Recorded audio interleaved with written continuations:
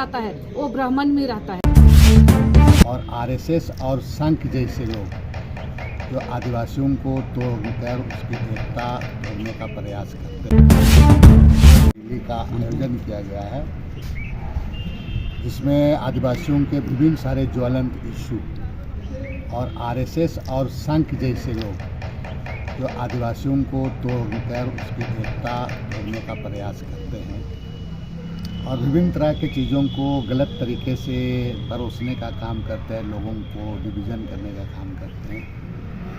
इन तमाम ऐसे मामलों को, ऐसे लोगों का बेनकाब करना है। दूसरी बात है कि विशेषकर आदिवासियों का ज़मीन से संबंधित मामले, चाहे बैकलॉग जैसे मामले हैं, फॉरेस्ट राइट मामले, ऐसे मामलों पर पूरी रैली के लिए दस्तावेज भी तैयार किया जा रहा है। ये दस्तावेज ना केवल राज्य सरकार बल्कि केंद्र सरकार को दिया गया।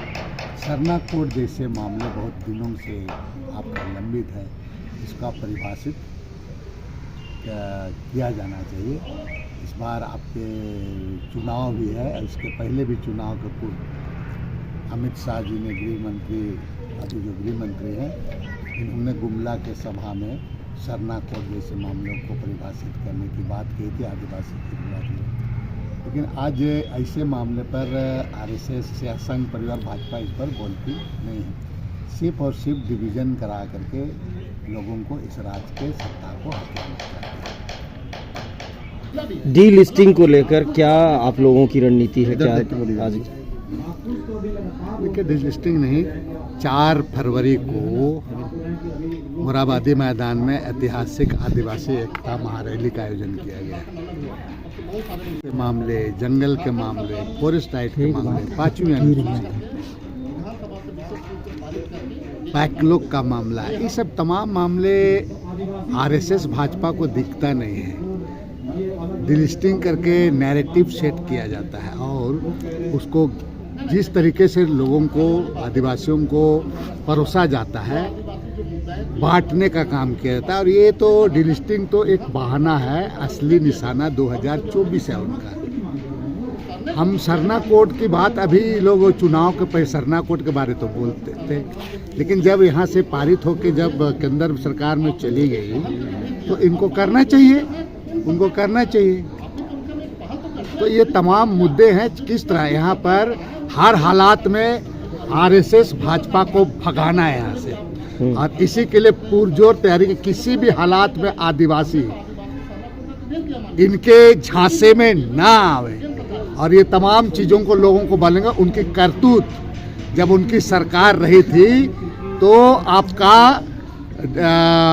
लैंड बैंक जैसे मामले हुए, CNT एक्ट जैसे मामले हुए, और जिस तरह से आदिवासियों के साथ उनके द्वारा अत्याचार हुआ, अभी आपका छत्तीसगढ़ का जंगल का क्या हो रहा है, ये लोग इस सब चीज़ों में बोलने वाले नहीं हैं। इसलिए इनको बेनकाब किया जाएगा और आदिवासी एकता को, चट्टानी एकता का परिचय दिया जाएगा। उनका कहना है दादा कि जो कन्वर्ट हो रहे हैं, जो धर्मांतरित हो रहे हैं, उससे जो आदिवासी, जो सरना आदिवासी, उनका हक मारा जा रहा है। देखिए, यही तो वो लोग परोसने का, गलत तरीके से परोसने करके उनको ये करा करके एक दूसरे के प्रति दूरी कराते हैं।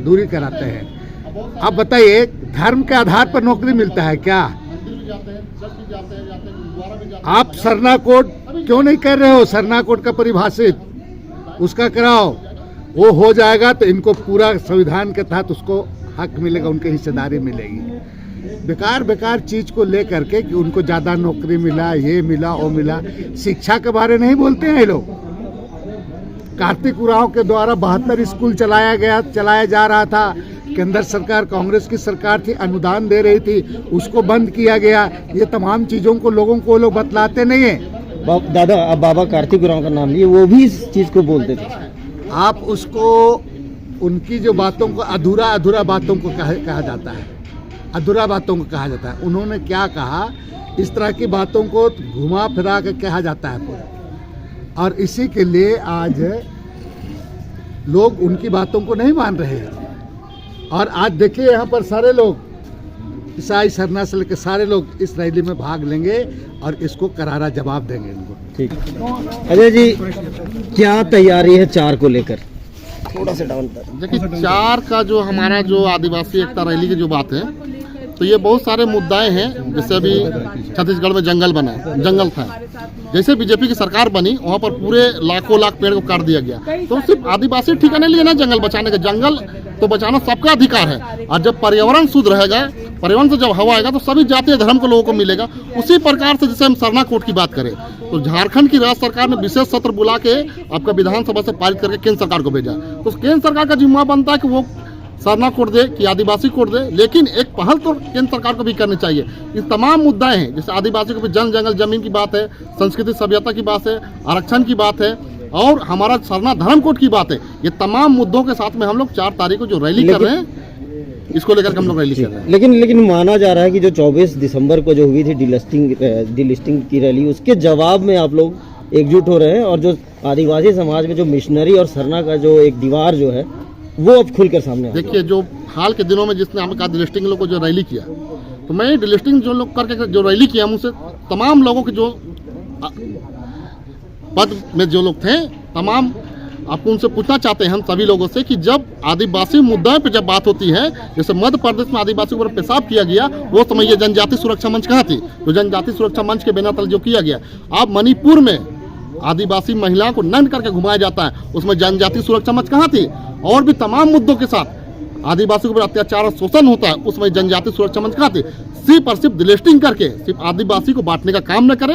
अगर आदिवासी को हक और अधिकार उनको देना है तो आदिवासी को पूरी तरीका से उनकी रक्षा की बात होनी चाहिए, उसकी संस्कृति की बचाने की बात होनी चाहिए, उनको कैसे आगे बढ़ाया जाए उनके विकास की बात होनी चाहिए। इन तमाम मुद्दों के साथ होनी चाहिए। ये नहीं कि डिलिस्टिंग करके मतलब सरना और ईसाई, जिस तरह के पूरे देश में हिंदू और मुस्लिम करके जो लड़ाया जाता है, इसी प्रकार से डिलिस्टिंग को ला करके सरना और ईसाई में लड़ाने का सिर्फ काम है, सिर्फ और सिर्फ वोट और बैंक की राजनीति है। अजय दा, ये बताइए कि जो कन्वर्ट जो आदिवासी हो रहे हैं उससे आदिवासियत को खतरा है या नहीं? देखिए, मैंने कहा कन्वर्ट जो हो रहे हैं तो उससे सबसे बड़ी बात है कि कन्वर्ट हो रहे हैं वो मायने नहीं रखता। मायने रखता कि हमारा जो सरना कोड का जो मामला है वो सरना कोड, मेरा बात सुनिए, आदिवासियत को खतरा है या नहीं? आदिवासी संस्कृति को खतरा तो है, ठीक है, लेकिन हमारा कहना है कि तमाम लोगों से हम यही कहना चाहते हैं कि जो लंबे समय से जो आदिवासी अपना धर्म कोड जो मांग रहा है, अब दीजिए ना भाई, सब कुछ ठीक हो जाएगा। मैं ही कहना चाहता हूँ, आप देख लीजिएगा जिस दिन सरना कोड का ऐलान हो जाएगा कि इसको देना है आदिवासियों को, उसी दिन से देखिएगा सारा जो धर्म इधर उधर जो हो रहा है, कोई हिंदू मान रहा है, कोई मुस्लिम मान रहा है, कोई क्रिश्चियन मान रहा है, इस सबको धीरे धीरे ठीक हो जाएगा। कुछ आप लोग नियम बनाए हैं, कुछ क्या कर रहे हैं? आज आदिवासी एकता महारैली में हमारा जो फोकस होगा, जिन जिन मुद्दों पर हम लोग सवाल उठाएंगे उस पर ही विशेष बातचीत करने के लिए, विमर्श करने के लिए पर चर्चा का आयोजन किए हैं, ताकि जो झारखंड में और देश में जो आदिवासी समाज के साथ जो हो रहा है, चाहे वो पेशा कानून हो, सरना कोड हो, चाहे वन अधिकार कानून हो, चाहे यूसीसी से कानून आ रहा है, और भी जैसे जमीन का सवाल है, इन तमाम सवाल जितने मुद्दे हैं, हमारा टेंशन सिस्टम है ना, हमारा पारंपरिक व्यवस्था है, इन सवालों पर ही बातचीत करने के लिए आज का। ये बात तो सही है ना कि डिलिस्टिंग के खिलाफ ही तो आप लोग एग्रेसिव हुए हैं। इसको एक लाइन में नहीं कह सकते हैं हम, इसलिए इस बात को कहेंगे डिलिस्टिंग कोई मुद्दा ही नहीं है। मैं कह रहा हूँ डिलिस्टिंग की जो बात कर रहे हैं, 24 दिसंबर को जो रैली हुई है, डिलिस्टिंग में मांग कर कौन लोग हैं? जो आरएसएस भाजपा से संबंध है।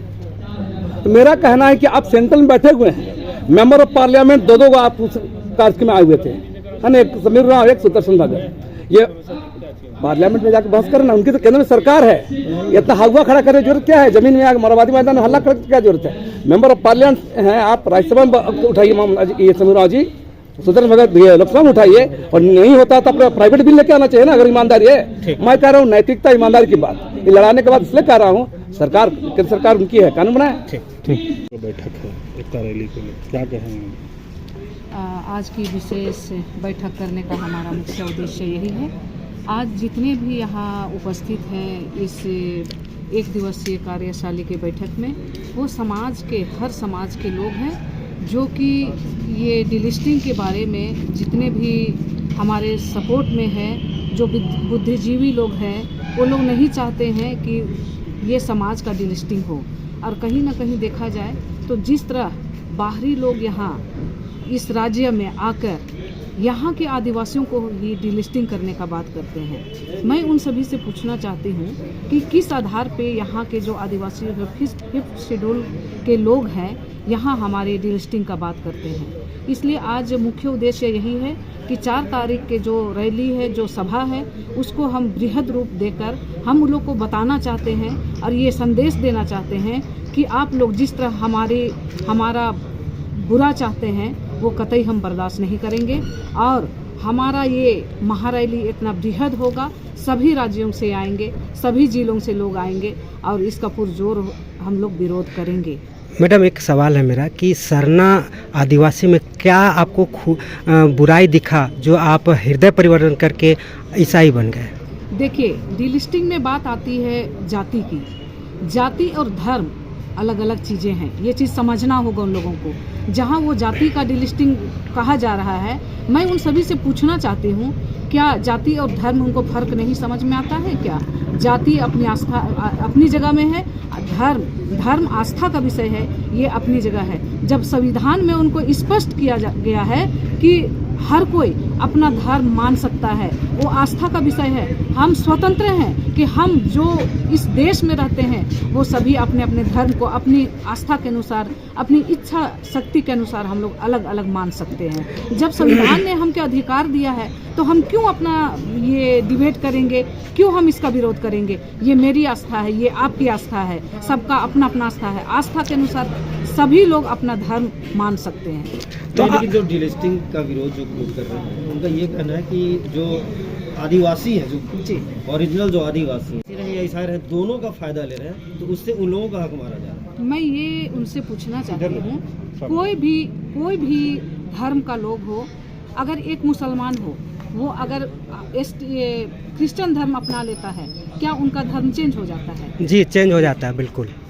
धर्म चेंज होता है, जाति कभी चेंज नहीं होता। नहीं, उसके अनुसार, उसका विधि के अनुसार वो उसका नामांकन होता है। कोई भी अगर अदर जाति अगर हिंदू से या कोई जाति से अगर मुस्लिम बनता है तो उसका उस अनुसार नाम होता है। नाम होता है, लेकिन जाति कभी चेंज नहीं होती है। एक ब्राह्मण यदि क्रिश्चियन बन जाता है, वो ब्राह्मण में रहता है, कभी वो जाति उसका चेंज नहीं होता, वो कभी स्त्री का गिनती में नहीं आएगा। ये उनको समझना होगा। परिचय दीजिए। मैं आदिवासी सेना की केंद्रीय महिला अध्यक्ष हूँ और ईसाई महासंघ की नेशनल असिस्टेंट कोऑर्डिनेटर भी हूँ और प्रदेश महासचिव कांग्रेस के अल्पसंख्यक विभाग की प्रदेश महासचिव हूँ। मेरा नाम कुमुदनी प्रभावती है।